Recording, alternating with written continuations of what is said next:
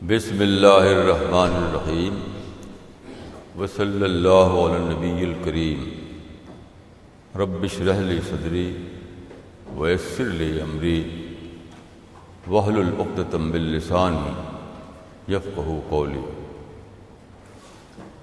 آج کی بات چیت کا جو ٹاپک ہے وہ ہے پروفیٹک ایکٹیویزم۔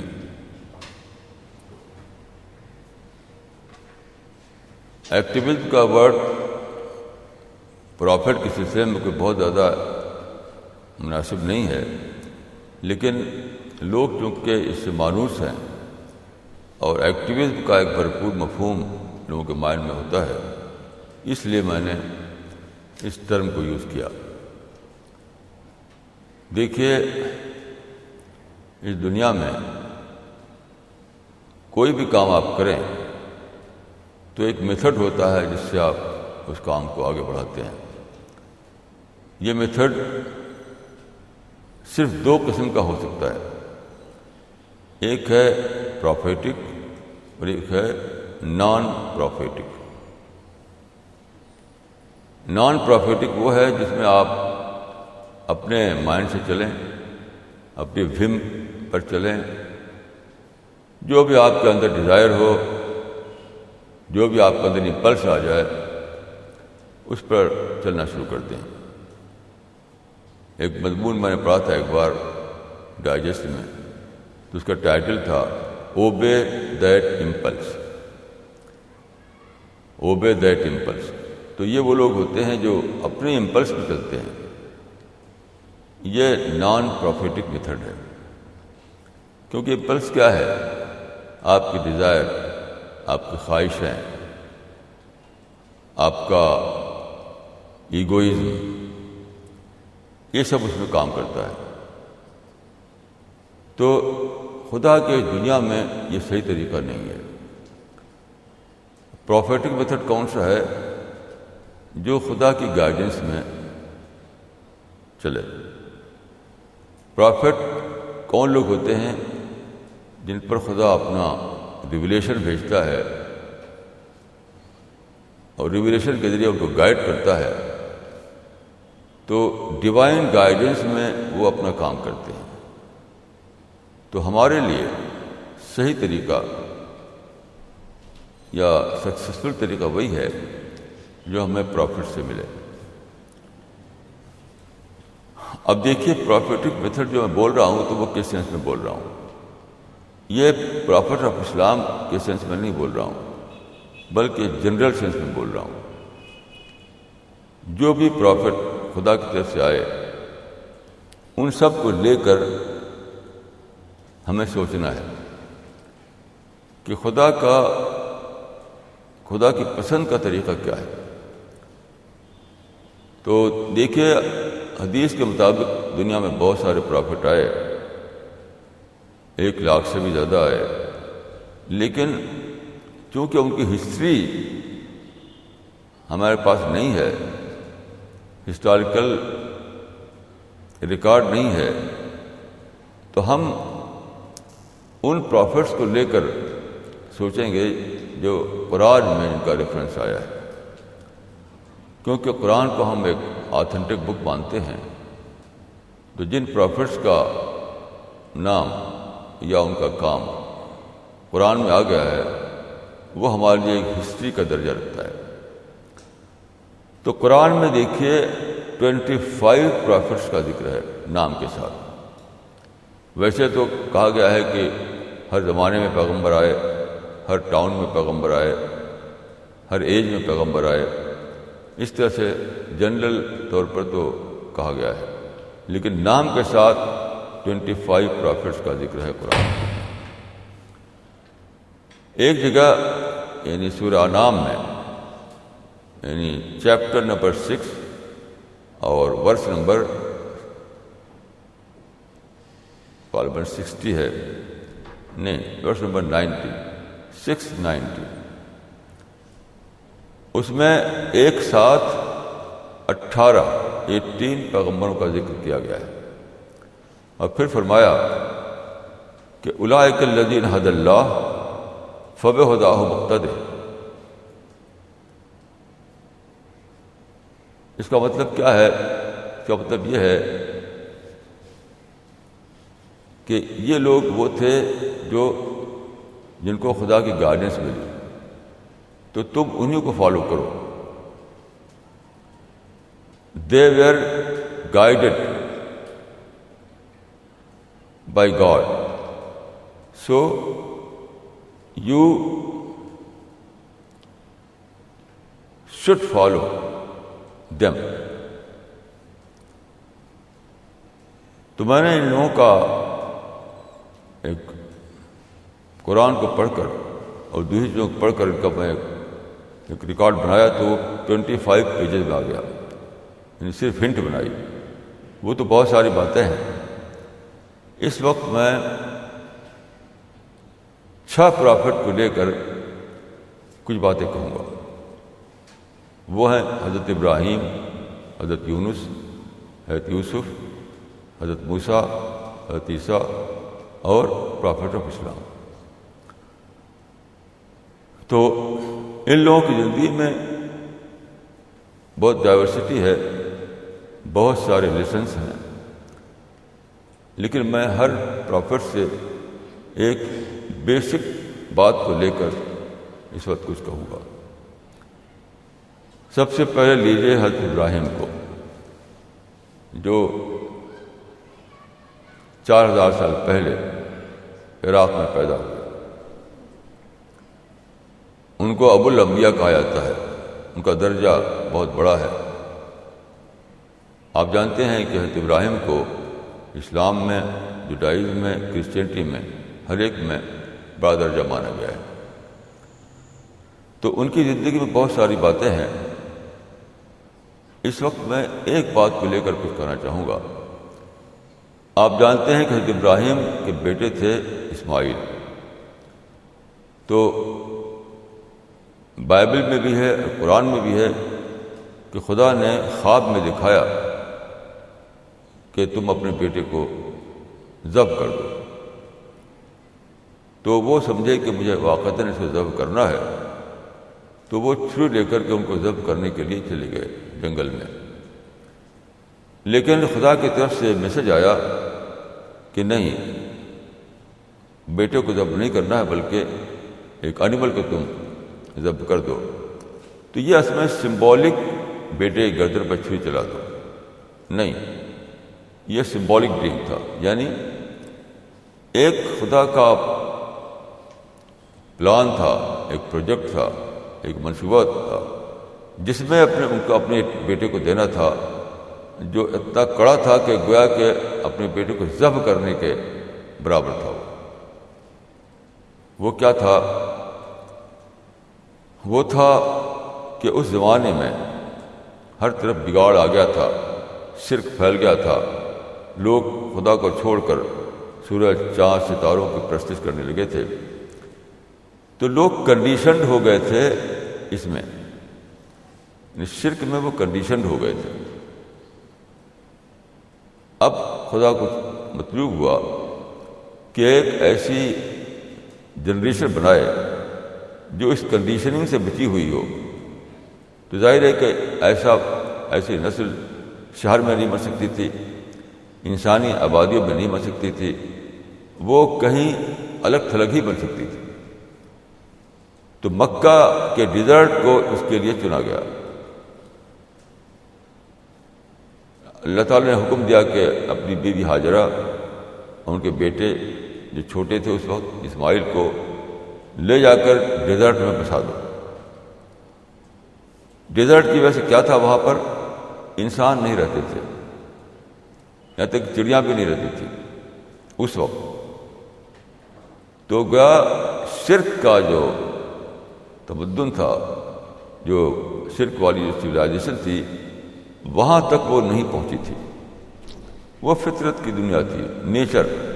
وہاں ہر طرف نیچر تھا، زمین ہے، ڈیزرٹ ہے، ماؤنٹین ہے، ہوائیں ہیں، سورج ہے، چاند ہے، ستارے ہیں، یعنی ورلڈ آف نیچر. تو اللہ تعالیٰ کو مطلوب تھا کہ انسانی بستیوں سے باہر ورلڈ آف نیچر میں ایک جنریشن بنائی جائے. جو نیچر پر قائم ہو، جو فطرت پر قائم ہو، اس کے لیے حکم ہوا کہ جا کر بساؤ ہوا، تو وہاں بسانا ذبح کرنے کے برابر تھا، سیکریفائس کرنے کے برابر تھا۔ تو وہاں بسایا آپ نے۔ یہ واقعہ ہوا 4000 سال پہلے۔ تو یہ لوگ وہاں بسے اور پھر دھیرے دھیرے وہاں پر ایک نئی نسل بننے لگی۔ دھیرے دھیرے ایک آدمی آئے، 2 آدمی آئے، ہوتے ہوتے ایک پورا ٹرائب بنا، اور ہوتے ہوتے اس میں 2500 سال لگ گئے۔ ظاہر ہے کہ بچہ پیدا ہوگا، پھر وہ مرے گا، پھر بیٹا پیدا ہوا، پھر پوتا پیدا ہوا، تو مرتے ہیں جیتے ہیں، مرتے ہیں جیتے ہیں۔ لوگ آپ جانتے ہیں ایسا نہیں کہ جو پیدا ہو گیا وہ 1000 سال تک زندہ رہے، 5000 سال تک زندہ رہے۔ تو وہ پروڈکشن اور ریپروڈکشن جو کہتے ہیں، اردو میں کہتے ہیں توالد و تناسل، یعنی پروڈکشن اور ریپروڈکشن کے ذریعے وہاں پر بنتے رہے لوگ، یہاں تک کہ 2500 سال میں وہاں پر کئی لاکھ آدمی ہو گئے۔ تو یہ لوگ جو تھے نیچر میں بسے تھے، ان کے اندر نیچر والی کوالٹیز زندہ تھیں۔ ان میں سے ہر ایک مسٹر نیچر یا مس نیچر تھا۔ وہ انہی میں پیدا ہوئی پرافٹ آف اسلام، انہی میں سے پھر کمپینین ملے آپ کے، اور پھر انہی نے دنیا میں بہت بڑا ریولوشن برپا کیا۔ اس میں کیا لیسن ہے؟ اس میں یہ ہے کہ ایک جنریشن کو بنانے کے لیے ایک یعنی فیوچر کی جنریشن کو بنانے کے لیے پریزنٹ کی جنریشن کو سیکریفائز کرنا پڑتا ہے، چاہے ایک فیملی ہو، چاہے پوری قوم۔ مثال کے طور پر آج کل جو ہے مسلمان شاید دنیا میں جہاد چھڑے ہوئے ہیں، لڑائی بڑائی کر رہے ہیں، تو فیوچر کی جنریشن بن نہیں سکتی ہے۔ جو بنے گی وہ کیا ہوگا؟ اس کے مائنڈ میں ہیٹ ہوگا، وائلنس ہوگا، نیگیٹو تھاٹ ہوگا۔ ہمیں سیکریفائس کرنا ہے، ہمیں صبر کرنا ہے۔ پریزنٹ میں جو ہمارے ساتھ ہو رہا ہے اس پر ہمیں صبر کرنا پڑے گا، اسی کو ہمیں سیکریفائس کر رہے ہیں۔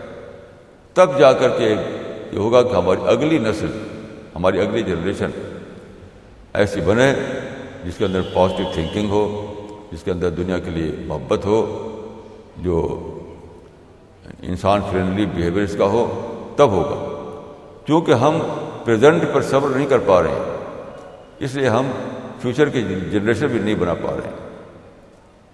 یہ ہے حضرت ابراہیم کی زندگی کا سبق کہ اگر تم کو فیوچر کی جنریشن بنانا ہے تو پریزنٹ میں تم کو سیکریفائس کرنا پڑے گا، پریزنٹ میں تم کو صبر کرنا پڑے گا۔ تو یہ ہے سبق حضرت ابراہیم کا۔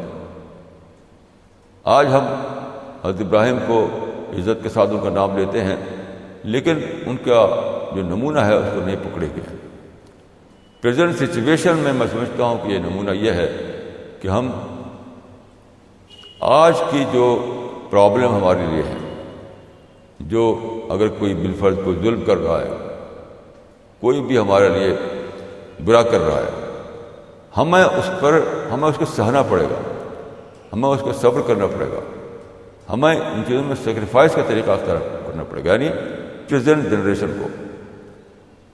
تب جا کر کے اگلی جنریشن جو ہماری آئے گی وہ ایسے ماحول میں بنے گی، ایسے ماحول میں بنے گی۔ یعنی ابھی جو بن رہی ہے وہ تو نگیٹو تھاٹ لے کر پیدا ہو رہی ہے، کیونکہ ہم نے ہر طرف نگیٹو تھاٹ پھیلا رکھے ہیں۔ جہاد کے نام پر ہر جگہ توڑ پھوڑ، ہنگامہ اور وائلنس قائم کر رکھا ہے۔ تو میں وہاں گیا فلسطین، تو چھوٹے چھوٹے بچے فلسطین میں بیچارے ابھی ینگ بالکل، یعنی ٹین ایجر، تو کورس میں گانا گا رہے تھے۔ اب ظاہر ہے کہ ان کے بڑوں نے یہ گانا دیا تھا ان کو، جو دیا تھا وہی گا رہے تھے۔ وہ اتنے معصوم چہرے تھے ان کے، خوبصورت بچے، وہ گا رہے تھے کہ ہلما نقاتل ہلما نقاتل فإن القتال سبیل الرشاد. Let us make war, let us make war, for war is the way to success. آؤ ہم لڑیں، آؤ ہم جنگ کریں، کیونکہ جنگ سے کامیابی ملتی ہے. یہ سبق ہم دے رہے ہیں پریزنٹ میں لوگوں کو، تو فیوچر کی جنریشن کہاں سے بنے گی؟ میں اس کو دیکھ کر رونے لگا کہ کاش لوگ جانتے کہ پریزنٹ میں سیکریفائس کرنا پڑتا ہے تب فیوچر کی جنریشن بنتی ہے.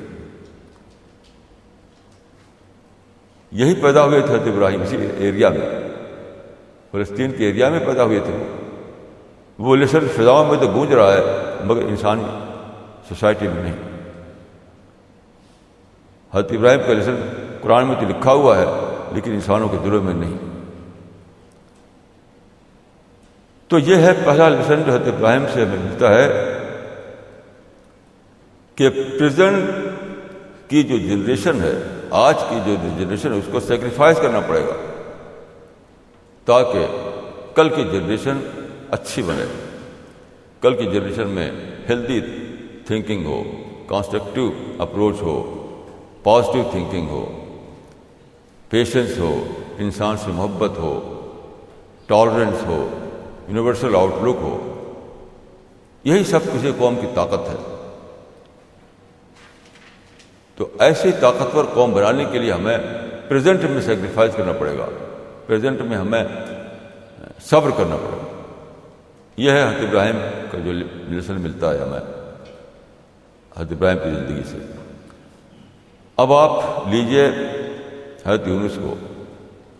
حضرت یونس ایک پرافٹ تھے، حضرت مسیح سے 600 سال پہلے پیدا ہوئے. وہ عراق میں ایک شہر تھا نینوا، بہت بڑا شہر تھا، وہاں پیدا ہوئے. وہاں پر انہوں نے اپنا مشن شروع کیا، توحید کا مشن، خدا کو ایک مانو یہ مشن، خدا کی ورشپ کرو یہ مشن، اور پیراڈائز کو اپنا گول بناؤ یہ مشن. تو کچھ دنوں تک، کچھ عرصے تک وہ کرتے رہے. انہوں نے دیکھا کہ قوم ان کی بات مان نہیں رہی ہے، پازیٹیو رسپانس نہیں دے رہی ہے. تو ان کے دل میں آیا کہ یہ لوگ ماننے والے نہیں ہیں، یہ لوگ بالکل اب ہیل میں جانے والے ہیں. تو ان کو چھوڑ کر چلے گئے، یعنی نانوا کو چھوڑ کر چلے گئے. آپ ایک بوٹ میں بیٹھے، اور بوٹ میں ایک لمبی کہانی ہے جو بائبل میں بھی ہے، قرآن میں بھی ہے، کہ ان کو بوٹ والوں نے سمندر میں ڈال دیا، اور پھر ایک بڑی مچھلی نے نگل لیا ان کو، اور پھر وہ بڑی مچھلی لے کر کہیں کوسٹ پر ان کو، ایک حدیث کے مطابق 7 دن ان کے پیٹ میں رہے. ایک اور حدیث میں ہے کہ 40 دن رہے، ایک اور حدیث میں 7 دن رہے. میرا خیال ہے کہ 7 دن والی بات صحیح ہے، 7 دن والی بات صحیح ہے. یعنی حضرت یونس 7 دن مچھلی کے پیٹ میں رہے، پھر لے آ کر کے اس نے ان کو کوسٹ پر اگل دیا. تو کوسٹ پر وہاں پر کچھ جنگلی پھل تھے، وہ کھا کر کے وہ شہد بنائی انہوں نے، اور پھر ان کو خدا کی طرف سے میسج آیا کہ تم جاؤ دوبارہ. تو دوبارہ وہ نینوا گئے. اب جو گئے تو بہت جلد وہاں ان کی بات لوگوں نے سن لی، اور ساری کی ساری قوم اسلام میں داخل ہو گئی. یہاں تک جو کنگ تھا، کنگ بھی داخل ہو گیا اسلام میں، ان کی بات کو مان لیا. اس میں کیا، اس پہ سوچئے. دیکھیے یہ اچانک نہیں ہو سکتا. ایسا نہیں ہے کہ چھوڑ کے جانے سے پہلے تو وہ ایک دم آپ کے خلاف تھے، اور جب آئے تو سڈنلی ایسا ہوا کہ ان کا مائنڈ بدل گیا. ایسا نیچر کے خلاف ہے، یہ کامن سینس کے خلاف ہے. یہ دیکھیے اس پر میں نے کافی غور کیا. میری سمجھ میں آیا کہ جو دعویٰ پروسیس انہوں نے چلایا تھا وہ پروسیس چل رہا تھا. وہ اوپر تو کچھ مخالفت تھی، لیکن جو انڈر کرنٹ تھا، جو پروسیس انڈر کرنٹ، وہ ایک ان کے دل مائل ہو رہے تھے، ان کے دل میں سافٹ کارنر آ رہا تھا، ان کے اندر نئی ری تھنکنگ آ رہی تھی. اوپر اوپر تو مخالفت کر رہے تھے ضرور، لیکن انڈر کرنٹ جو سچویشن تھی وہی تھی کہ ان کے مائنڈ میں ایک نئی سوچ جاگ رہی تھی، ایک نئی سوچ جاگ رہی تھی. تو اس سوچ کے کمپلیٹ ہونے سے پہلے وہ وہاں کو چھوڑ کے چلے گئے. جب وہ چلے گئے تو پھر وہ انہیں اپنے بارے میں سوچنے لگے. وہ پروسیس پھر ایکسیلریٹ ہو گیا، اور زیادہ سوچنے لگے. وہ دیکھو وہ چلے گئے نیک آدمی، ہم کو سمجھاتے تھے، بتاتے تھے، ہم نہیں مانے ان کی بات. تو جب وہ واپس آئے ہیں اور سارے لوگوں نے ان کی بات مان لی اور سچائی کو قبول کر لیا، تو دراصل یہ اس پروسیس کلمینیشن تھا، یہ اچانک نہیں ہوا. اس سے ہمیں سبق ملتا ہے کہ جب بھی ہم کوئی کام کریں، جب بھی ہم کوئی مشین چلائیں، تو اوپر اوپر کچھ باتیں ہوتی ہیں، یعنی فیس ویلیو پر جو چیزیں ہوتی ہیں اس پر آپ کو بہت زیادہ بھروسہ نہیں کرنا چاہیے، اس پر کوئی ڈیسیژن نہیں لینا چاہیے. آپ کو جاننا چاہیے کہ انڈر کرنٹ بھی کچھ چیزیں ہو سکتی ہیں. ایک پروسیس انڈر کرنٹ بھی چل سکتا ہے اور چلتا ہے. تو اگر نہ بھی جانتے ہو آپ انڈر کرنٹ پروسیس کو، تب بھی آپ کو ویٹ اینڈ سی کی پالیسی اختیار کرنا چاہیے. اگر جان لیں تو بہت اچھی بات ہے. اگر آپ کے اندر اتنا وزڈم ہے، اتنی سوچ ہے کہ انڈر کرنٹ پروسیس کو آپ جان لیں، تو بڑی اچھی بات ہے یہ. لیکن اگر نہ بھی جانیں تب بھی آپ کو چاہیے کہ آپ ویٹ اینڈ سی کی پالیسی اختیار کریں، جس کو قرآن میں صبر کہا گیا ہے. صبر، تھوڑا اور انتظار کر لیجیے. تو کبھی بھی ایسا نہیں کرنا چاہیے جیسا کہ حضرت یونس علیہ السلام سے ہوا. ایک اجتہادی خطا کہی جاتی ہے اس کو، یعنی علماء نے اس کو اجتہادی خطا قرار دیا ہے کہ انہوں نے فیس ویلیو پر جو کچھ تھا اس کو دیکھ کر سمجھ لیا کہ یہ قوم ماننے والی نہیں ہے، جبکہ انڈر کرنٹ جو پروسیس چل رہا تھا وہ ان کے فیور میں تھا، وہ حضرت یونس علیہ السلام کے فیور میں تھا. تو اس سے خدا نے ایک نمونہ قائم کیا. ہسٹری میں ایک ایسا نمونہ قائم ہوا، اس میں لیسن ہے ہمارے لیے کہ جب بھی آپ کوئی کام کریں، کوئی بھی کام، تو کبھی بھی ایسا مت کیجیے کہ فیس ویلیو پر جو کچھ دکھائی دے رہا ہے بس اسی کو دیکھ کر آپ ڈیسیژن لے لیں. ایسا نہیں کرنا چاہیے، بلکہ انڈر کرنٹ جو لہر چل رہی ہے، انڈر کرنٹ جو پروسیس چل رہا ہے، اس کو جاننے کی کوشش کیجیے. دیکھیے انڈر کرنٹ جو پروسیس ہوتا ہے اس کا کلو ضرور سامنے آتا ہے. وہ آپ کو پورا نہیں دکھائی دے گا، لیکن اس کا کلو دکھائی دے گا.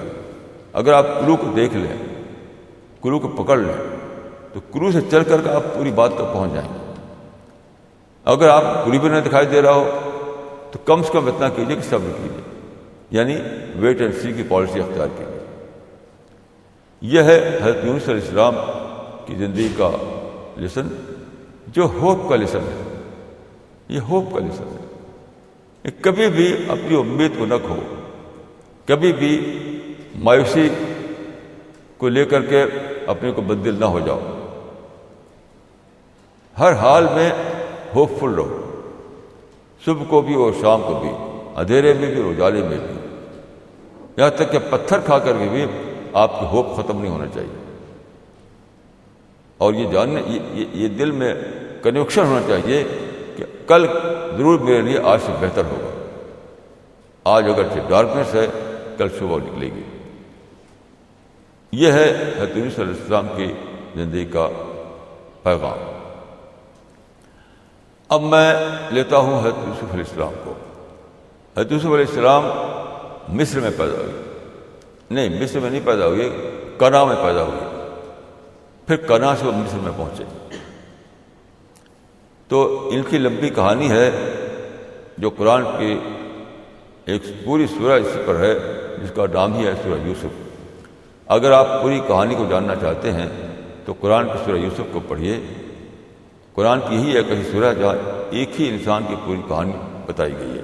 تو وہاں پر جو بات میں اس وقت کہنا چاہتا ہوں وہ یہ ہے کہ حضرت یوسف کے ساتھ جو واقعات پیش آئے تو ایک ایسا وقت آیا جب کہ وہاں کا جو کنگ تھا وہ ان سے متاثر ہو گیا، ان سے وہ امپریس ہو گیا۔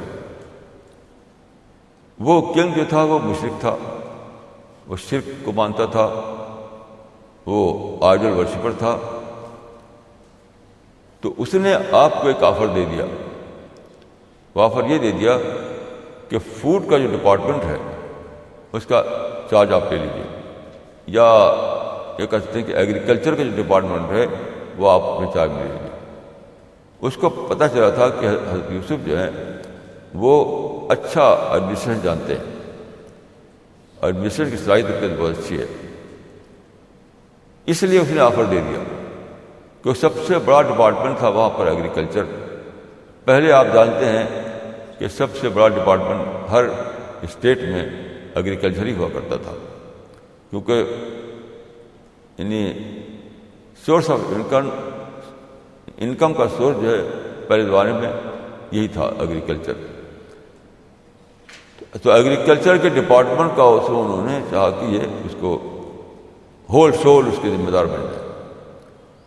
اب یہاں پر دیکھیے حضرت یوسف جو تھے وہ توحید کو ماننے والے تھے، وہ پرافٹ تھے، وہ خدا کو ایک مانتے تھے۔ ان کے نزدیک شرک حرام تھا، شرک کا جو ہے شرک حرام تھا، بت پوجنا حرام تھا، یہ سب تھا۔ تو ایک مشرک بادشاہ ایک آفر دے رہا ہے، تو انہوں نے کیا کیا، اس آفر کو لے لیا، انہوں نے اس آفر کو ایکسیپٹ کر لیا انہوں نے۔ اس میں کیا لیسن ہے؟ اس میں لیسن یہ ہے کہ آپ اپنی انڈیویجول لائف میں آئیڈیلسٹ بنیے، پرفیکشن کو اپنا معیار بنائیے، لیکن اجتماعی زندگی میں سوشل لائف میں آپ کو پریکٹیکل پر آنا پڑے گا، کیونکہ وہاں پر یہ پاسبل نہیں تھا کہ کنگ جو ہے وہ ہٹ جائے، کنگ ختم ہو جائے، کنگ شپ کا خاتمہ ہو جائے اور حضرت یوسف علیہ السلام جو ہیں وہی بادشاہ بن جائیں۔ اس کی کوئی پاسبلٹی نہیں تھی، ہر حال میں کنگ اسی کو رہنا تھا۔ تو اس کے کنگ شپ کو رہتے ہوئے کچھ کام یہ کر سکتے تھے، اس کی کنگ شپ کو مانتے ہوئے، اس کے انڈر میں رہتے ہوئے کچھ کام کرنے کا ان کے لیے آئیڈیالزم نہیں چلایا۔ آئیڈیالزم اگر چلاتے آپ تو کبھی بھی اس آفر کو قبول نہ کرتے کہ مشرک بادشاہ کے انڈر میں کیسے کام کروں گا، یہ سوچتے وہ، یہ نہیں سوچا انہوں نے۔ مشرک بادشاہ کو کنگ مانتے ہوئے اس کے انڈر میں آپ نے ایگریکلچر کا ڈپارٹمنٹ قبول کر لیا، اور لمبی اس کی ڈیٹیل ہے جو قرآن میں آپ دیکھ سکتے ہیں کہ بہت ہی کامیابی کے ساتھ انہوں نے اس کو چلایا، بہت کامیابی کے ساتھ، یہاں تک کہ مصر کے لوگ، آس پاس کے لوگ بہت ہی خوشحال ہو گئے، اور قحط کے زمانے میں ان کو ایگریکلچرل پروڈکشن بہت آسانی سے ملتا رہا۔ تو اس کہانی کے اوپر میں نہیں جا رہا ہوں اس وقت، وہ آپ قرآن میں دیکھ سکتے ہیں۔ اس وقت میں صرف لیسن کی بات کر رہا ہوں۔ لیسن یہ تھا اس میں کہ اپنی ذاتی زندگی میں پریکٹیکل، اپنی ذاتی زندگی میں آئیڈل بنو، اپنی ذاتی زندگی میں پرفیکشنسٹ بنو، لیکن سوشل لائف میں، اجتماعی زندگی میں پریکٹیکل بن جاؤ۔ آج دنیا بھر میں جو ہے لوگ لڑ رہے ہیں کیونکہ پرفیکشن کے یارڈسٹک سے ناپتے ہیں گورنمنٹ کو۔ ہر ملک میں ایسا ہی ہو رہا ہے، جہاں بھی دیکھیے لڑائی جو ہے، کیوں لڑائی ہو رہی ہے کہ پرفیکشن کے یارڈسٹک سے وہ رولرس کو دیکھتے ہیں، کہتے ہیں یہ خرابی وہ خرابی۔ لیکن حضرت یوسف بتاتے ہیں ان کی زندگی کا جو یہ لیسن ہے کہ پرفیکشن کے یارڈسٹک سے آپ نہیں ناپ سکتے رولرس کو۔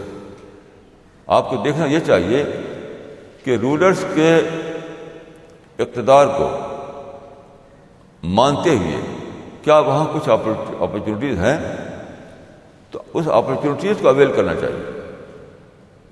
رولر جو ہے اگر آپ کی نظر میں صحیح نہیں ہے تو ٹھیک ہے، صحیح نہیں، آپ کے لیے دعا کیجیے، اس کے لیے دعا کرتے ہوئے اپرچونیٹیز کا اویل کیجیے۔ یہ ہے حضرت یوسف علیہ السلام کی زندگی کا مشن، زندگی کا لیسن۔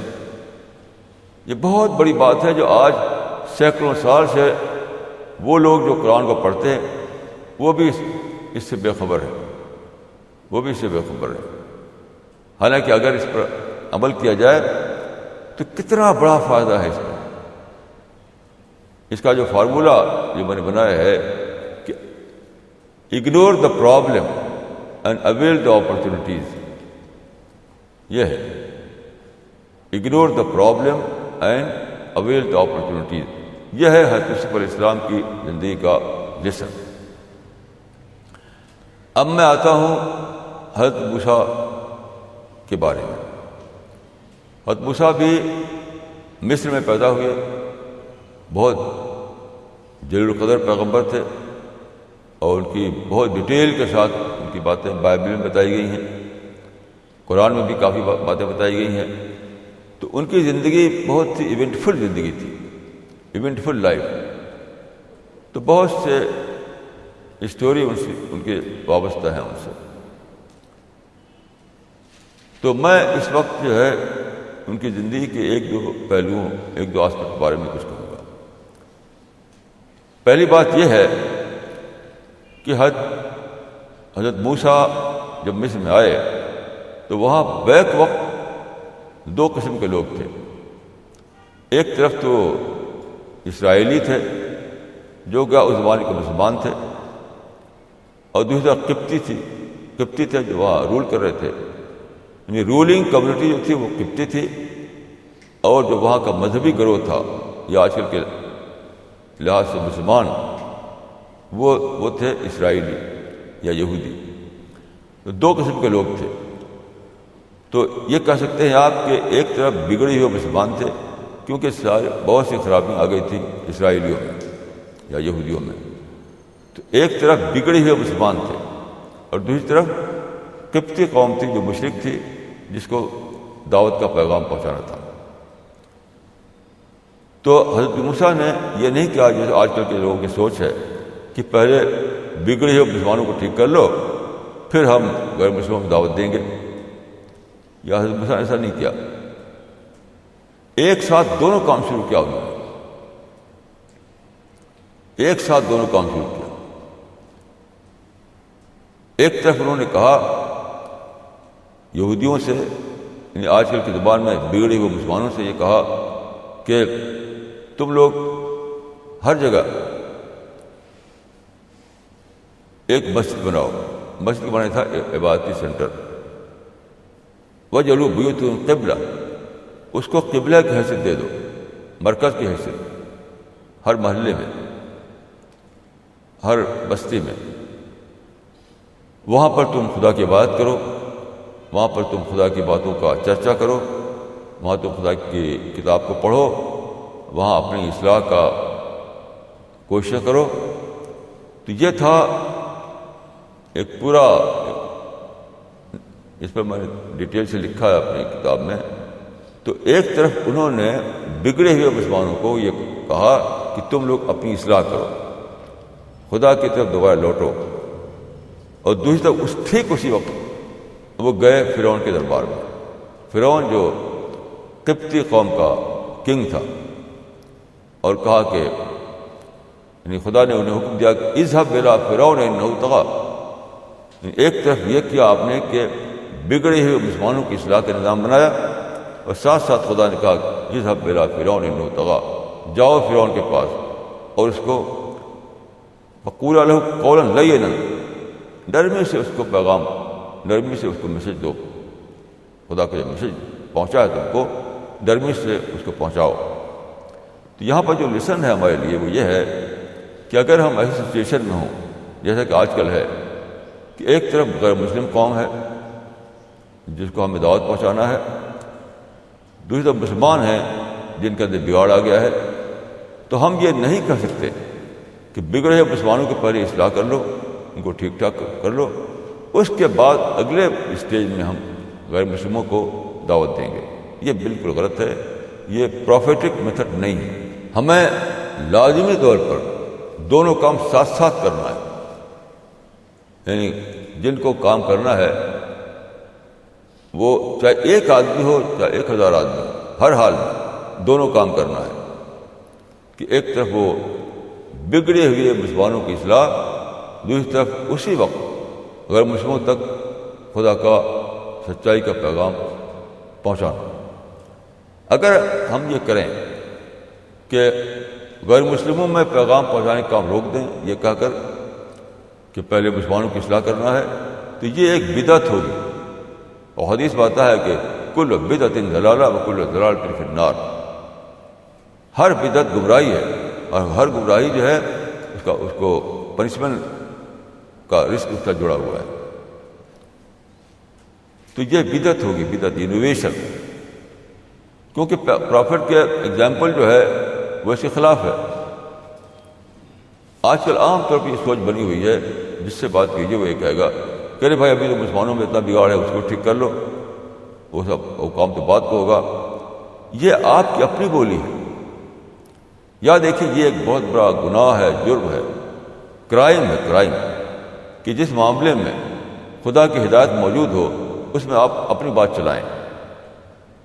یاد رکھیے یہ سیدھے ہیل میں جانے کی بات ہے.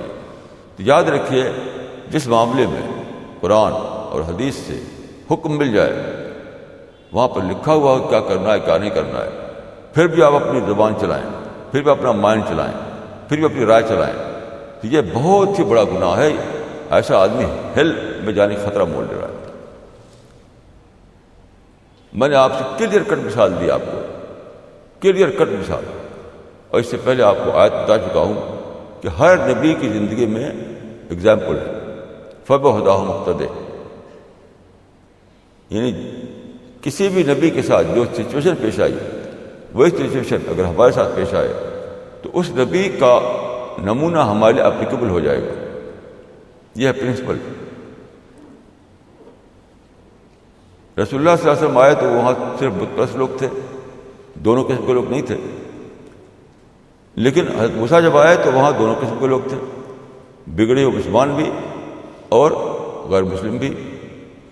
تو حضرت موسیٰ نے جو کیا وہی ہمارے لیے بھی اپلیکیبل ہوگا، ہمیں بھی وہی کرنا پڑے گا. اگر ہم نہ کریں تو ہم پروفیٹک میتھڈ سے الگ ہو گئے، خدا کے گائیڈنس الگ ہو گئے، اور سخت خطرہ مول لیا ہم نے آپ کو. کیونکہ خدا کہے گا کہ تم کو اپنے مائنڈ سے سوچنے کی کیا ضرورت تھی؟ تم کو کس نے رائٹ دیا تھا کہ تم اپنے مائنڈ سے سوچو؟ جب میری گائیڈنس موجود تھی صاف صاف، تو تم نے کیوں سوچا اپنے مائنڈ سے؟ تو چلو آج ہم فرشتوں کو آرڈر دیتے ہیں کہ تم مائنڈ کو توڑو. ایسے لوگ سر توڑا جائے گا. جب کسی معاملے میں قرآن کا اور رسول اللہ کا صاف صاف تعلیم مل جائے، ٹیچنگ مل جائے، تو اپنے مائنڈ سے سوچنا گناہ ہے، گناہ. ہمیں سرنڈر کرنا چاہیے. صرف ایک ہی ایسے رسول ہیں پوری ہسٹری میں، جبکہ ایک ساتھ 2 رسول تھے. جتنے بھی پرافٹ آئے ہیں وہ سب اکیلے رہے اپنے زمانے میں.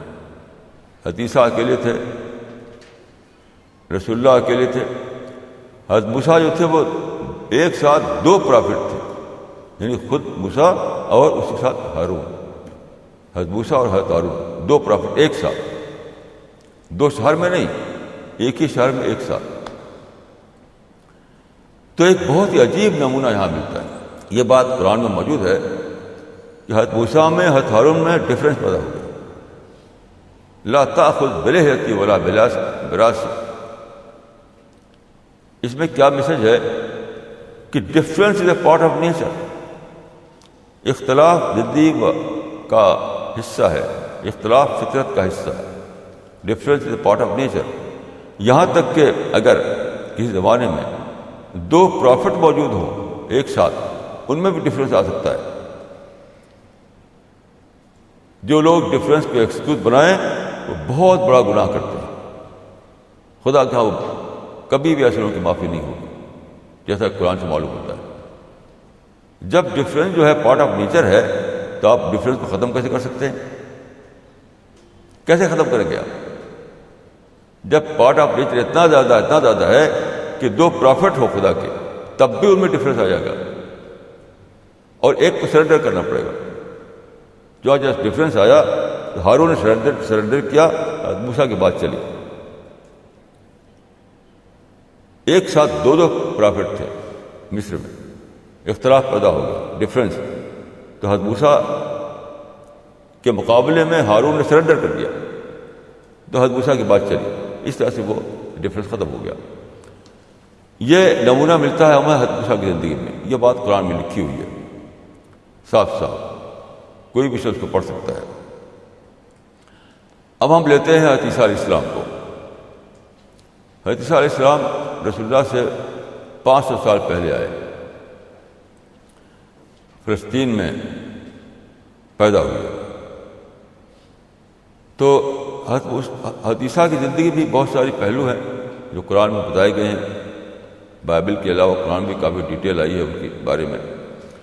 یہاں میں ایک بات کا ذکر کروں گا، وہ یہ ہے کہ سارا زور انہوں نے دیا دعوت ورک پر۔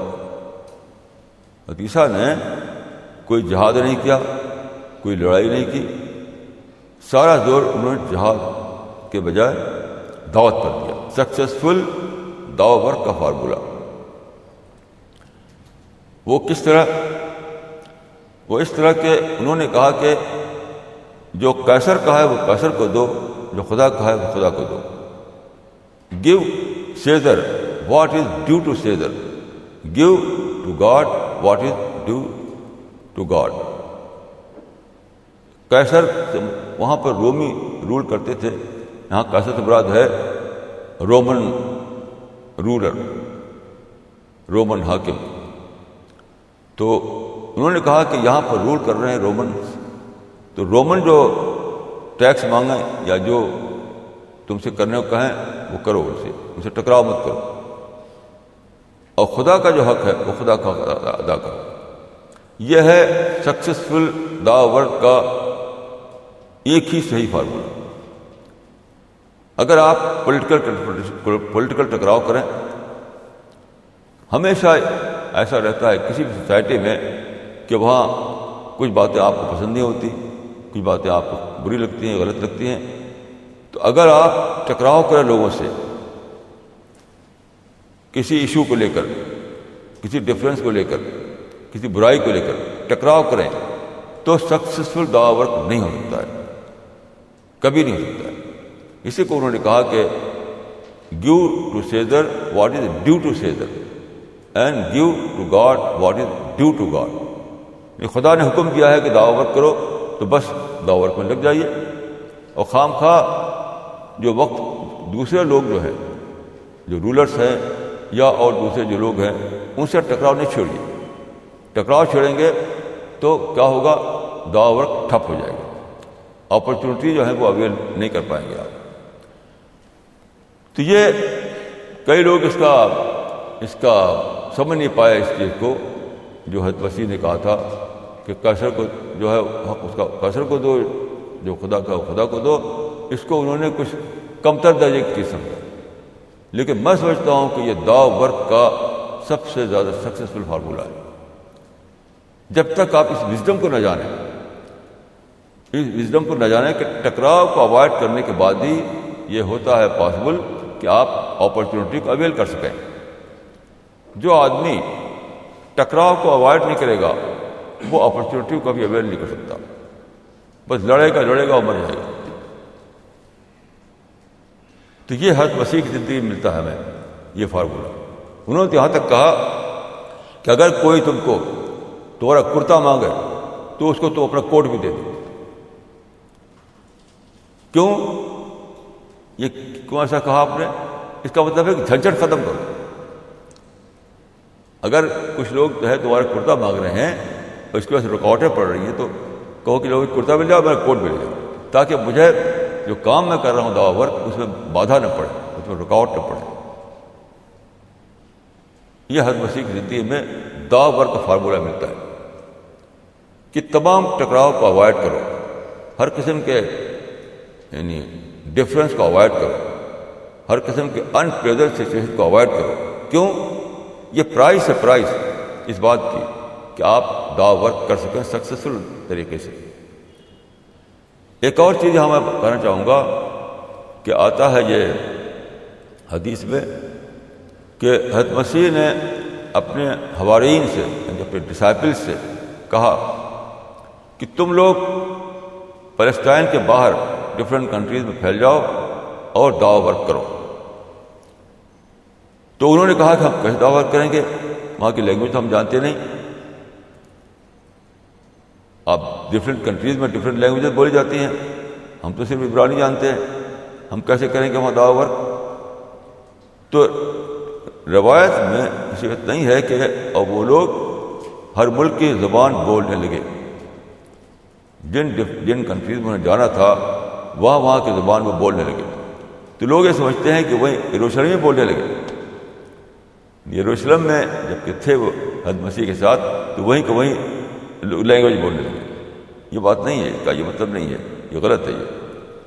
اس کا مطلب یہ ہے کہ انہوں نے ان کو دعا کی اور کہا کہ جاؤ خدا تمہاری مدد کرے گا اور سب پرابلم سالو ہو جائیں گے. اب گئے وہاں ظاہر ہے کہ انٹریکشن ہوگا، ڈائلاگ ہوگا، بات چیت ہوگی. تو شروع میں اشاروں سے بات ہوگی، پھر کچھ تھوڑا سیکھیں گے، پھر تھوڑا سیکھیں گے. ہوتے ہوتے تھوڑی مدت میں ان کی لینگویج سیکھ کے وہ اور پھر دعویٰ کرنے لگے.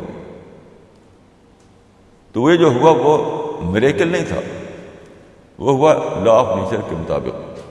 یعنی حضرت مسیح نے دعا کی، انہیں کہا کہ جاؤ خدا تمہاری مدد کرے گا.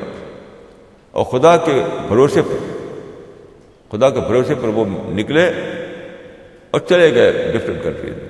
اب وہاں پہنچے تو ظاہر ہے کہ جو کہا جاتا ہے کہ وہ necessity is the mother of invention. Necessity is the mother of invention مطلب وہاں پہنچے، اب لینگویج جانتے نہیں تو اپنے آپ اندر سے ابھرے گا شوق کہ کہے سیکھیں. تو سیکھنے کا شوق ابھرے گا. لڑنے کا شوق جو نہیں تھا یروشلم میں وہ یہاں ابھر آئے گا. یہ ہے necessity is the mother of invention. تو طرح طرح سے وہ شوق ابھرا، طرح طرح سے وہ سیکھنے لگے. وہ انٹریکشن کے جب ہوتا تھا تو طرح طرح سے اس سے لرننگ کرتے تھے، ہوتے ہوتے بولنے لگے زبان. یہ ہے سمپل سا مطلب اس روایت کا. تو یہ ہمیں سبق ملتا ہے حضرت مسیح کی زندگی میں. دو باتیں میں نے حضرت مسیح کی زندگی کو لے کر کہیں. ایک یہ کہ سکسیسفل دعویٰ ورک کا ایک ہی فارمولہ ہے، وہ ہے کیا؟ ٹکراؤ کو اوائڈ کرنا. ٹکراؤ کو اوائڈ کرنا. وہی فارمولہ کہ give to Caesar what is due to Caesar, give to God what is due to God. کرتا مانگے تو اس کو کوٹ بھی دے دو. یہ حضرت مسیح کی زندگی میں ملتا ہے. آپ جانتے ہیں صحیح مسلم میں روایت ہے، صحیح روایت، رسول اللہ نے فرمایا کہ ایک زمانہ آئے گا جب کہ دنیا میں مسیح کے فالوورز سب سے زیادہ ہو جائیں گے. دوسرے ہر مذہب سے انکلوڈنگ اسلام مسیح کے فالوورز زیادہ ہو جائیں گے. آج ویسی ہے. آج دنیا میں سب سے زیادہ جو نمبر کے لحاظ سے جو لوگ ہیں وہ کرسچنس ہیں. تو صحیح مسلم میں بتایا گیا ہے کہ ایسا کیوں ہوگا، کیوں ان کی تعداد بڑھ جائے گی. وہ ہے کہ ان کے اندر رافت اور رحمت ہوتی ہے. یہ بتایا گیا ہے حدیث میں. یعنی نرمی، کمپیشن، دوسروں کے لیے خیرخواہی، دوسروں کے لیے ہمدردی. یعنی وہ چیز جو حضرت مسیح نے کہا تھا لو یور اینیمی کا مطلب ہے لو آل انکلوڈنگ یور اینیمی. یہ ان کا پاور ہوگا، یہ ان کا اسٹرینتھ ہوگا. یہ خود حدیث سے ثابت ہے کہ حضرت مسیح کے پیرو اتحادہ کیوں ہو جائیں گے؟ کیونکہ وہ اس طاقت سے لیس ہوں گے. یہ ہتھیار ان کے پاس ہوگا، لو کا ہتھیار، کمپیشن کا ہتھیار، ہمدردی اور خیرخواہی کا ہتھیار. یہ ثابت ہے یعنی قرآن سے بھی اور حدیث سے بھی. اور یہ بات حدیث بھائی ہے کہ ان کا نمبر زیادہ نمبر ہو جائے گا ان کا، اور آج ہو چکا ان کا نمبر. یہ حضرت مسیح سے ملتا ہے ہمیں کہ اگر دنیا میں چاہتے ہو کہ دعوت پھیلے، لوگ آپ کے میسج کو مانیں، لوگوں کے دلوں میں آپ کا میسج داخل ہو جائے، تو کیا کرو؟ لو یور اینیمی کا فارمولہ پکڑو. کسی سے نفرت نہیں، کسی سے ہیٹ نہیں، کسی سے دشمنی نہیں. یعنی اس کا مطلب کیا ہے؟ دشمنی کے باوجود دوست بنے رہنا. ایسا نہیں ہوتا کوئی دشمنی نہ کرے آپ سے، یا تو ہوگا نہیں، یہ تو لا آف نیچر کے خلاف ہے. دشمنی کے باوجود دوست بنے رہنا. دوسرے لوگ ہیٹ کریں تب بھی ان سے محبت کرنا، دوسرے لوگ وائلنس کریں تب بھی ان سے پیسفل بنے رہنا. یہ مطلب ہے اس کا. یہ ثابت ہے قرآن سے بھی، حدیث سے بھی، اور اس کا پریکٹیکل نمونہ تاریخ میں اللہ تعالیٰ نے دکھایا حضرت مسیح کے ذریعے. اس بات کو قرآن میں اس طرح کہا گیا ہے کہ ادفع باللتی ہے احسن فاذا الذی بینک وبینہ عداوہ کانہ ولی حمیم. اس کا مطلب یہ ہے کہ do good deed in return for bad deed and you will find that your enemy has become your dearest friend. It means that your enemy is potentially your friend. Enemy آپ کا potential friend ہے. So turn this potential into actual. یہ ہے prophetic method. یہ ہے prophetic activism کا بنیادی formula. prophetic activism کا یہ بنیادی اصول ہے کہ نگیٹیوٹی کے جواب میں پازیٹیوٹی، منفی کے جواب میں مثبت رد عمل. یہ ہے. اب آپ لیجئے رسول اللہ صلی اللہ علیہ وسلم کو یعنی فائنل پرافٹ کو. ظاہر ہے کہ رسول اللہ صلی اللہ علیہ وسلم زندگی اتنی بڑی زندگی ہے، اتنی ایونٹفل لائف ہے کہ اس پر آپ برسوں تقریر کرتے رہیں.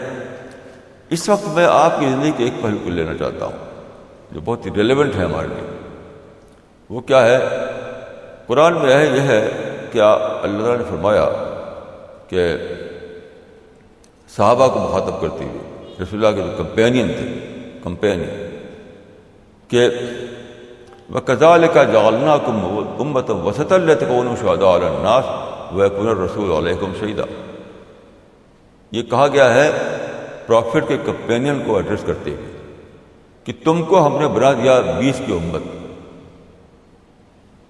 تاکہ تم پیغام کہ تم سچائی کے میسج لو پروفٹ سے اور پھر دوسروں تک پہنچاؤ. یعنی پروفٹ اور لوگوں کے بیچ میں ایک گروپ صحابہ یا کمپینین جو تھے امت وسط تھے، یعنی 20 کی امت تھی. یہ کتنی امپورٹنٹ بات ہے یہ کہ رسول اللہ کو ایک وقت میں ڈیتھ آنی تھی.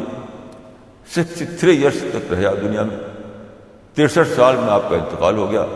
اب کیسے کام ہو؟ تو آپ نے ایک گروپ بنایا، اسی کو ہم صحابہ کہتے ہیں. یہ بہت ہی امپورٹنٹ بات ہے. سمجھیے کہ ایک ہے آپ کراؤڈ کو ایڈریس کرنا. کراؤڈ کو ایڈریس کرنے سے گروپ نہیں بنتا. پاپولرٹی ملتی ہے، فیم ملتا ہے، میڈیا میں آپ آتے ہیں، اور گروپ جو بنتا ہے وہ لوگوں کو بہت ہی پیشنٹلی ان پر کام کرنا پڑتا ہے، بہت ہی پیشنٹلی، تب گروپ بنتا ہے. تو یہاں پر جو بتائی گئی وزڈم کہ پرافٹ نے بہت ہی پیشنٹ ورک کے ذریعے ایک گروپ بنایا ہے جس کو ہم صحابہ کہتے ہیں. اور یہ ہے خیر، ایک جگہ اس کو کہا گیا خیر امت، دوسری جگہ کہا گیا امت وسط، 20 کی امت. تو پرافٹ کی ڈیتھ ہوگی جیسا 63 ایئرس میں ہو گئی، تو اس وقت یہ جو گروپ ہے آپ سے لیے ہوئے پیغام کو دوسروں تک پہنچائے گا. وہ 20 کا بن جائے گا، یعنی ایک طرف پرافٹ دوسری طرف لوگ. تو یہ بہت ہی امپورٹنٹ بات ہے کہ کوئی بھی شخص ہمیشہ زندہ نہیں رہتا. کوئی پرافٹ ایسا نہیں آیا جو زندہ رہے ہمیشہ. تو پرافٹ کا میسج کیسے پہنچے؟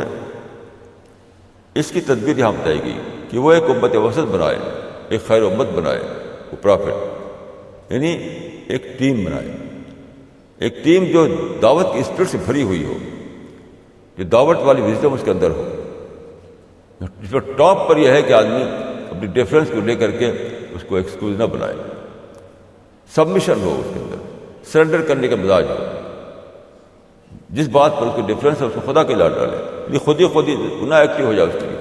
یہ تو ہیل کا کام، ہیل کا۔ جو لوگ خدا سے ڈرتے ہو وہ کبھی ایسا نہیں کر سکتے۔ چنانچہ اس ٹیم پر یہ صفتیں ہونی چاہیے۔ اس ٹیم کے اندر جو امت وسط ہوگی، ایک طرف تو وہ سچائی کا پیغام پوری طرح ابزارو کی ہوئی ہے، سچائی کیا ہے، خدا کی مرضی کیا ہے، پیراڈائز کا راستہ کیا ہے، اس کو بھرپور طور پر اپنائی ہوئی ہو۔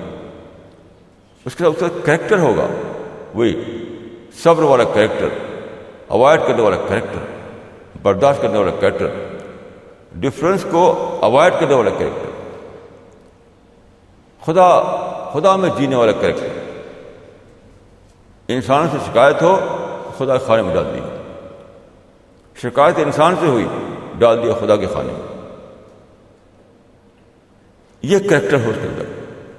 تو یہ ٹیم تھی صحابہ کرام کی۔ تو فرمایا کہ صحابہ کو، کمپینین کو ہم نے امت وسط بنا دیا، 20 کی امت، کہ انہوں نے ایک طرف لیا ہے پرافٹ سے اور اس کے بعد آگے کی جنریشن کو پہنچائیں گے۔ میں سمجھتا ہوں کہ یہ وقتی بات نہیں تھی، یہ ہمیشہ کی بات تھی۔ ہمیشہ ہمیں ایک ایسی ٹیم بناتے رہنا ہے، ہر زمانے میں، ہر ایج میں، ہر ملک میں، ہر قوم میں۔ ہمیں ہمیشہ ایک امت وسط بناتے رہنا ہے، ایک ٹیم بناتے رہنا ہے، ایک گروپ بناتے رہنا ہے۔ کیونکہ کوئی بھی انسان ایسا نہیں جو پیدا ہو تو وہ ہزاروں سال تک زندہ رہے، وہ دعوت کا کام کرتا رہے۔ یہ خدا کا قانون ہے کہ ابتداءً ایک انسان ہی ڈسکور کرتا ہے سچائی کو، complete sense of the word کے معنی، بھرپور اس کا معرفت، بھرپور سچائی۔ تو ایک ہی سے انسان ایسا ہوتا ہے جو اس کو دریافت کرتا ہے۔ اس انسان کو کیا کرنا پڑتا ہے؟ ایک ٹیم بنانی پڑتی ہے، یعنی کریکٹیو ورک۔ یعنی پہلے درجے میں ایک انڈیویجول کو خدا چنتا ہے، پہلے درجے میں ایک انڈیویجول کو چنتا ہے، اس کے بعد وہ انڈیویجول جو ہے ایک ٹیم بناتا ہے تاکہ کلیکٹیولی وہ ورک ہو سکے اس کے بعد جو وہ کر رہا تھا۔ تو کلیکٹیو لیڈرشپ، کلیکٹیو ورک ہوتا ہے اس کے بعد، جیسا کہ ہوا صحابہ کرام کے زمانے میں۔ تو میں سمجھتا ہوں کہ یہی پروسیس ہمیشہ چلنا ہے۔ یہ بھی ایک نمونہ ہے، ایک ایگزامپل ہے کہ جس کو کہتے ہیں مجدد۔ ہر زمانے میں خدا نے کہا ہے، حدیث میں آتا ہے کہ ان اللہ یبعث علی راس کل 100 سنۃ من یجدد لہ دینہ، یعنی ہر 100 برس میں خدا ایک مجدد پیدا کرتا ہے، ہر 100 سال۔ تو وہ مجدد کیا کرتا ہے؟ اس مجدد کو ڈسکوری ہوتی ہے، اس کو ریئلائزیشن ہوتا ہے، وہ سچائی کو گہرائی کے ساتھ دریافت کرتا ہے، پھر وہ مجدد ایک ٹیم بناتا ہے۔ وہ ٹیم پھر کام کو آگے بڑھاتی رہتی ہے، کیونکہ جب 100 سال کا گیپ رہے گا تو اس کے بعد کیسے کام ہوگا؟ 100 سال کا گیپ رہے گا تو کام کیسے ہوگا اس کے بعد؟ تو وہ ٹیم وہ کام کرے گی، یعنی کریکٹیو ورک کے ذریعے وہ کام آگے چلتا رہے گا۔ خود ایک ٹیم بنا کر کے یہ ایگزامپل سیٹ کیا، اسی طرح ہر زمانے میں ایک ٹیم بناتے رہو اور ٹیم کے ذریعے بات کو پھیلاتے رہو۔ یہ ہے۔ اور یہاں میں عرض کروں کہ اس ٹیم کے بارے میں آپ نے بہت سخت ہدایتیں دی ہیں۔ یہ فرمایا کہ من شذ فی النار، جو اس ٹیم کو چھوڑے گا وہ آگ میں جائے گا۔ ایک انسان کی قربانیوں سے، ایک انسان کے سیکریفائس سے، خدا کے بہت خصوصی مدد سے ایک ٹیم بنی تھی۔ اب آپ اس ٹیم کو توڑ ڈالیں تو یہ ہے من شذ فی النار، جو ایسا کرے گا تو وہ آگ میں جائے گا۔ اس کو اچھی طرح سمجھ لیجیے اس بات کو، خدا کی اسکیم کیا ہے۔ خدا کی اسکیم کو سمجھیے کہ خدا ایک انسان کو گہرے معنی میں ریلیشن دیتا ہے، سچائی کی ڈسکوری کراتا ہے۔ سارے انسانوں کے ساتھ نہیں ہو سکتا ایسا، اگر وہ سارے جو سیکریفائز کرنے پڑتے ہیں، وہ اس کو جس طرح سے اپنے آپ کو مٹانا پڑتا ہے، سب لوگ اسے مٹانے لگیں تو دنیا کی ایکٹیویٹیز ختم ہو جائیں، سویلائزیشن ختم ہو جائے۔ اس لیے خدا کسی ایک انسان کو چنتا ہے کہ وہ اپنے کو مٹا کر کے سچائی کو اونچے درجے میں دریافت کرے، پھر وہ انسان ایک ٹیم بناتا ہے، اس ٹیم کے ذریعے وہ کنٹینیو رہتا ہے، وہ میسج آگے جاتا ہے۔ یہ تھا رسول اللہ صلی اللہ علیہ وسلم کا ایک نمونہ جو آپ نے دیا، یہی ہمیشہ کرتے رہو، ہمیشہ کرتے رہو، ہمیشہ کرتے رہو۔ اور اس کلیکٹیو ورک کو بچانے کے لیے آپ نے کہا کہ اس سے جو اس کو نقصان پہنچانے کی کوشش کرے گا وہ ہیل میں جائے گا، من شد فی النار۔ بہت ہی سنگین بات ہے، بہت ہی سیریس بات ہے۔